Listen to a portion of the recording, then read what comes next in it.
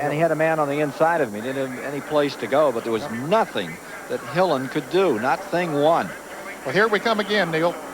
Coming off the fourth turn there, we see Unser move up. They clip. Unser comes back, gets Hillen with him when he goes. Boy, 30 car just barely missed him. You see Hillen's got the hood up over the windshield. He can't see where he's going. Unser comes out. He's actually driving the car. He's got a little bit of drivability. Comes across. Mike Joy. Mike Joy.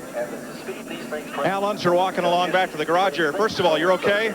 Yeah, we're okay. You look like you're in a good shot to win the 500 when that happened. What went on there? Well, Dale did me on the outside going into 3, and then he got caught up in the gray, and I was able to get back by him coming off of 4, and then coming off of turn 4, he got my right rear corner panel, turned me sideways, and then that was that. I was bouncing in between cars then. I'm glad you're okay. Will you be back?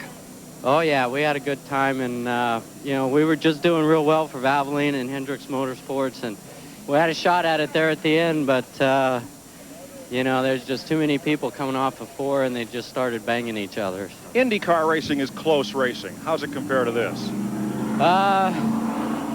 You know, they run a lot closer here because the wheels are covered and gives the guys a lot of confidence, but... maybe too much sometimes? A little bit too much, yep. Thanks, Al.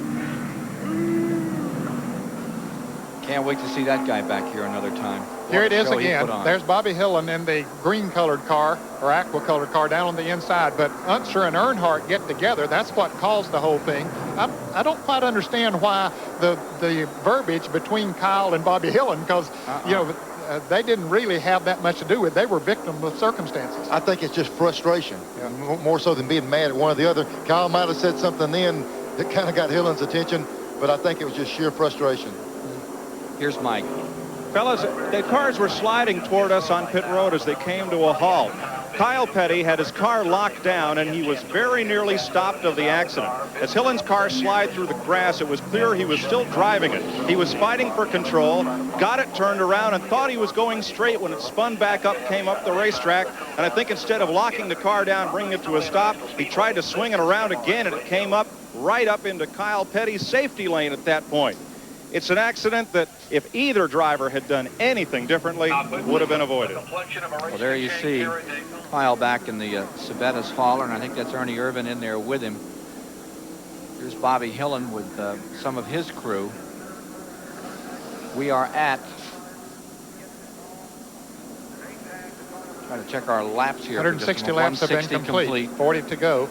100 miles to go in this race, and Ken, we're down from not long ago. We had 28 cars in the lead lap. Now we have 21. I hope people see this, don't say, "Oh, well, these drivers." But let me tell you, if you do this for a living and you don't get excited when something happens, you don't need to be driving one of these things. Bobby Hillen is making his way toward Chris Economaki right now. We'll try to give you more on this story. There you see the end of the Don Levy car after it had had a great run here today. 4th straight year that the pole sitter has failed to finish the Daytona 500 as it bites Kyle Petty today. Meanwhile, Rick Wilson is back out here looking a little sore and sullen, but 44 still rolling. Here's Chris Economaki. Oh, we're here, Bobby Hillen. You look like you're upset. What's the reason? Well, I'm very upset. I'm trying to keep my composure. It's so hard in times like this, you know. We had a very strong car. I don't know what happened. They just all got sideways and came across in front of me, and you know, everybody got on it, and then I lost my brakes going through the grass. I had no idea where I was sliding, and Kyle jumped all over me thinking I let off the brakes, but that's just the way it is. We're all upset right now. We'll all get over it. I'm just thankful that we've got a great company like Holly Myers. They're supporting us 100%. This is our first time in racing, and we thought we had a good shot at it. Bobby, we got up on the screen. I know it's very hard to see here with the sun shining on the screen. Maybe you can see exactly what happened. What were the words exchanged between you and Kyle? Well, I just told him I had my foot on the brakes once I was sliding through the grass. There was nothing I could do, and we're just both upset right now. It's understandable. It's just hard to keep your composure when you think you have a chance to win the biggest race of the year. I just thought it was so close. But Bobby, you know why it happened? Say that again? Why did it happen, the accident? Well, there's only a few laps to go, and we're all racing for the win, and there's guys up there that haven't been up there that long and racing with these kind of cars, and, you know, everybody's fighting hard. It's just one of those things. Okay, thank you, Bobby. Let's go to David Hobbs now. Well, I just had a word with Kyle Petty. I ducked pretty much, and he just said, don't even bother to wait. There must be a crowd of 200 reporters out here. He said, don't even bother to wait, because he said, I'm not going to say anything, because if I say it, I'm going to regret it like hell tomorrow morning. So you might as well just all go away, because I'm not saying anything right now. And you can understand why. Pole position and really looking strong today. What a shame. $1 million, too, going down the window. Big bonus for Kyle Petty from Felix Sabetis if he'd been able to pull it off. Not to be. All right, getting set for green. Next time by the Mrs. Gossage down there, the PR lady. He wouldn't come out and talk right now. He was still quite upset that he, in essence, was afraid he might say something that he would regret tomorrow. So his best way is just to not say anything at all. Okay? Sorry. I agree with it. I can't answer that one until he comes down. So that's the story. There's no story as far as Kyle is concerned at this time. Come back tomorrow. And I think you're right, Ned. You're out there running 190 miles an hour. You got your life in your hands, and then something like this happens. Fortunately, everybody walked away. That's the best news of all. Well, that is good news. Still a tremendous race to go here, Neil. What's unique about this sport, in most major league sports, when there's something like that happens, the drivers or the participants aren't accessible. And to be able to get on those guys that quick and want them to answer questions, thing to do, sit down, cool off, and not say the wrong thing. I hate to see it happen. Both of them had a shot at winning this race, but it's just a part of the racing. That PR person, Jane Gossage, has been around racing for a long time, and I'm sure she was in there saying you're best to stay in here at the present time. All right, we're getting set to go back under green. Running order after 161. Cope in front. Wouldn't that be something if he won his second 500? I mean, you talk about a dark horse in this race. They came down here with no sponsor.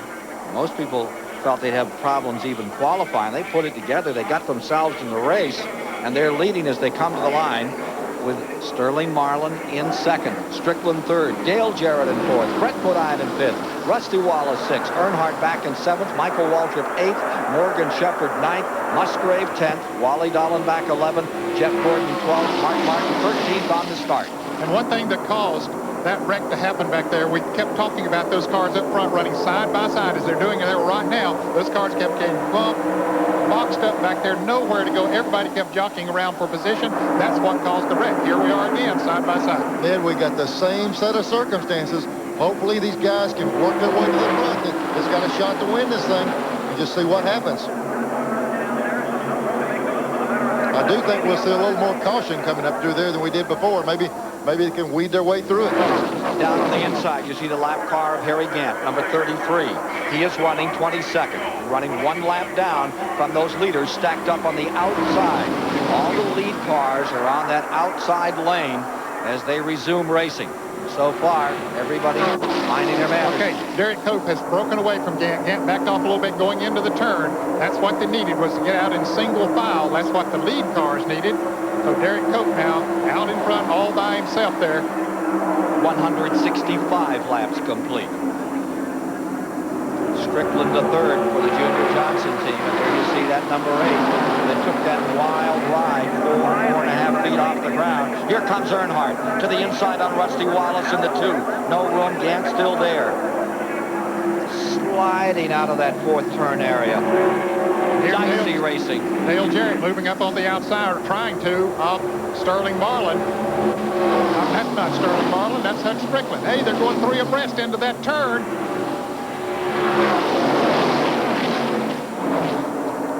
But Strickland made the move, Ned. He cleared him getting down in the corner. And he made a good move, got himself a pretty decent lead there. He had a good run on that turn. Here you see Strickland going for the lead. Look at Michael Waltrip. Michael Waltrip bombing up through down the back straightaway. And Earnhardt right in the middle of it. Going 3 abreast in the middle. Who says you can't run in the middle, Ned? Right here's where we had a problem off the corner. They cleared him that time. Waltrip jumps in behind Earnhardt. It looks like the outside is the place to be right now. Marlin down to the bottom. Here's Earnhardt back in third. Michael Waltrip. Desperate situation for him. They had a very bad year last year. Lost a lot of cars. Lost a car yesterday in the 300. He